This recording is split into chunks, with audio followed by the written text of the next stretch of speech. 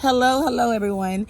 Thank you for clicking on my channel. This is Z with the T. And y'all, I'm sorry, I've been wanting to post, but just so much been going on with the case that I was trying to cover, the Shanquella Robinson case. Like, so much been going on, like day by day, hour by hour. They've been having breaking news about different stuff that been going on with this case.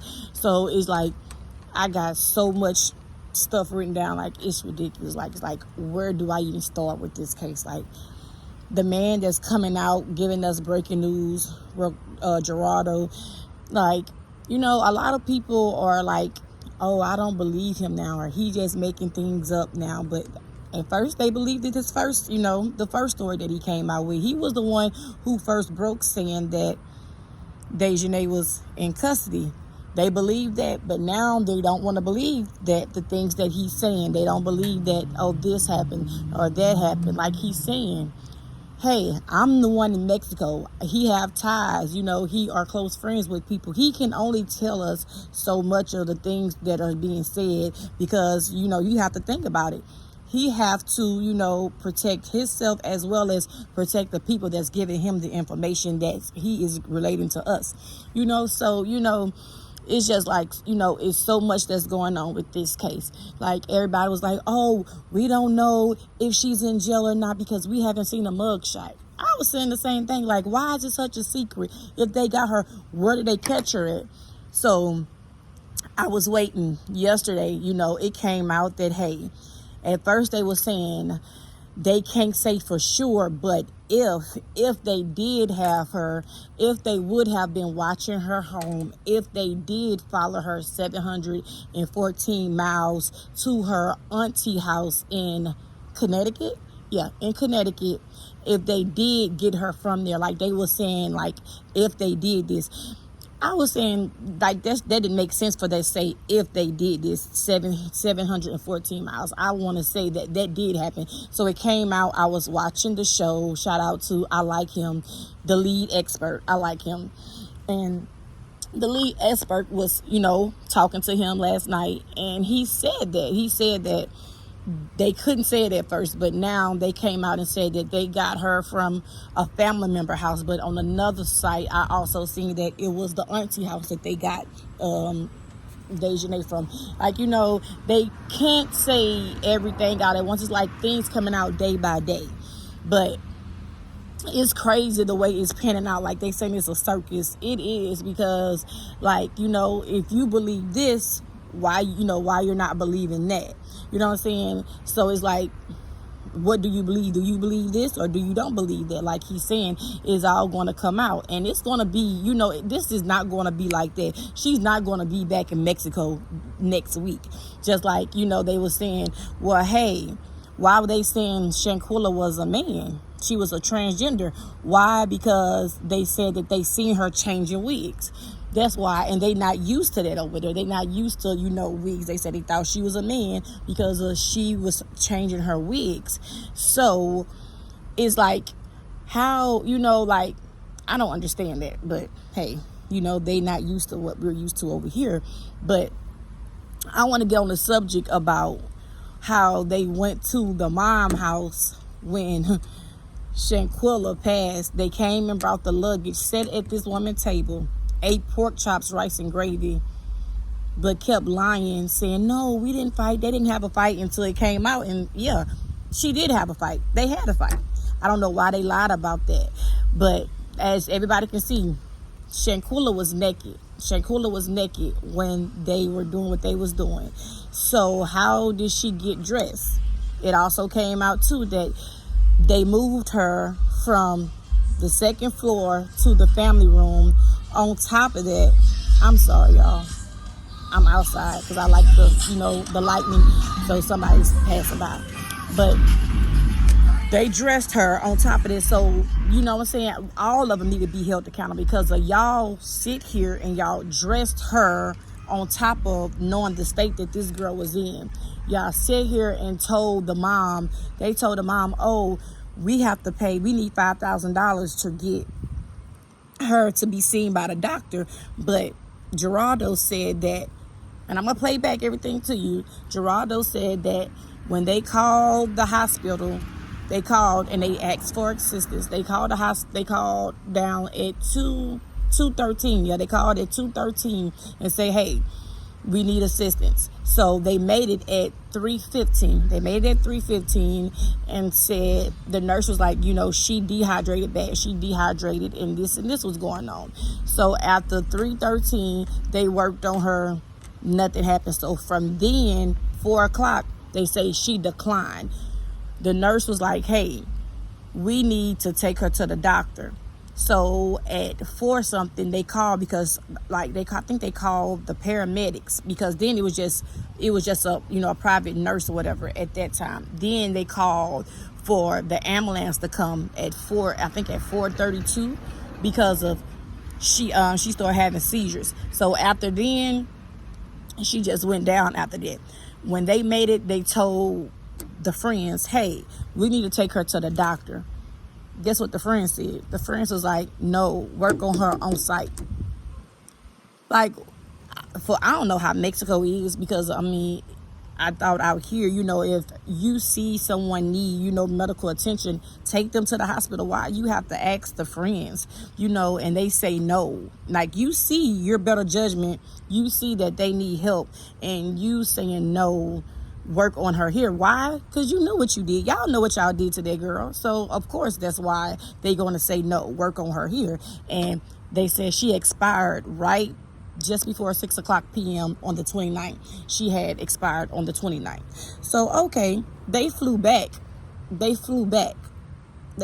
home and spoke with the mom, was telling the mom how sorry they was while the boyfriend was there. The boyfriend said they were just acting like weird, off how they normally act. They wasn't even acting like that. They was just acting weird. So it's strange because everything, all type of things coming out. As Geraldo was saying, he's saying that when they told the people that she had alcohol poisoning and they did this and they looked into it more, they say when they went back to look for the friends and they was like, why did they let them leave? They say the reason why they let them leave because when they went back to look for them, you know what? They was gone. They had checked out that villa. They went to the same part of town but checked into another hotel, but in the same part of town. They had checked out. They wasn't there no more. They moved to another place. There's a lot of things that they saying that other social media is not telling you. This man, he's the only one that's telling us that, because he's in Mexico. So it's like, if you wanna, it's up to you what you want to believe. But like he's saying that they left. That's why everybody was wondering why the police let them leave, because after that happened, after they pronounced her, expired, the people went to a whole nother hotel and stayed, trying to, hide out or wherever the case that may be. But they said that Dejanae, I think she was booked in on the 28th. She was booked in on the 28th of November. Yeah. But why they don't have a mug shot, I have no idea. But she's not just going to be back in Mexico just like that. She's not. It's going to be a minute before she's back in Mexico, and it's up to where, file extradition. And then with that, because I was wondering, why they didn't charge her with homicide? And, good thing they didn't, because she probably only got, if convicted, she'll probably only get 12 years for homicide.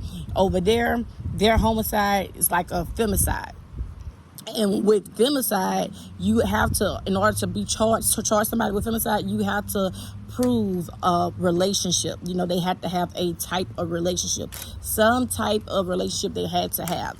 And they said when the dad gave a statement, they said that he said that, yeah, Dejanae and Shanquella, they were associates. They were friends. So that right there, let it be known that, hey, they were a friend. It was a friendship between Dejanae and Shanquella.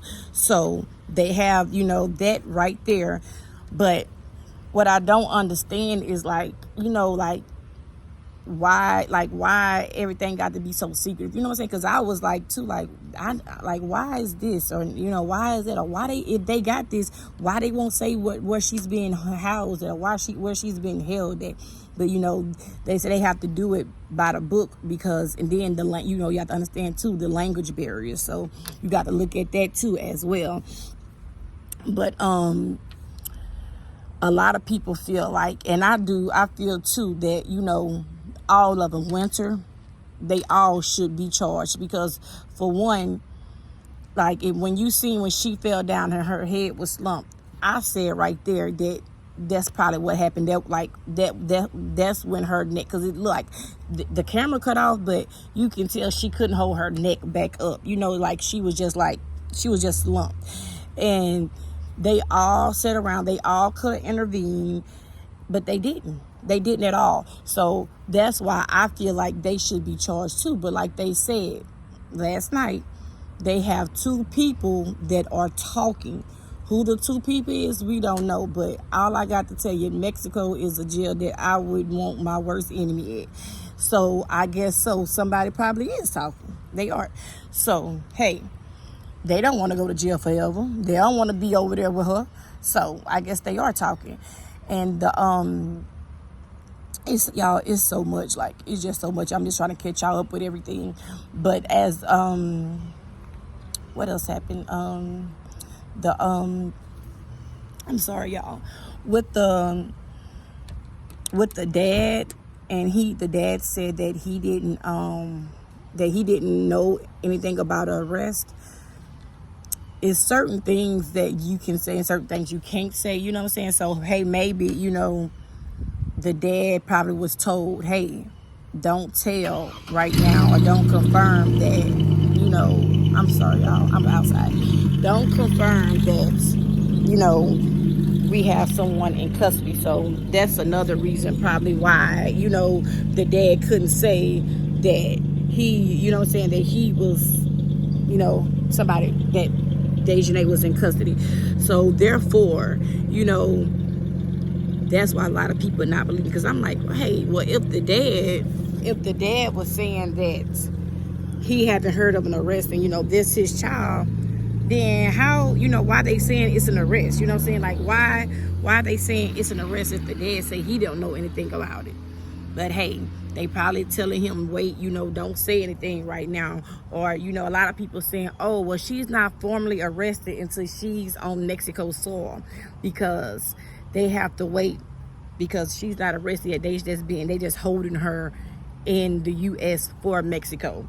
And why it took so long, this and that, it's a lot that you have to do for Interpol and to get a red notice and all that.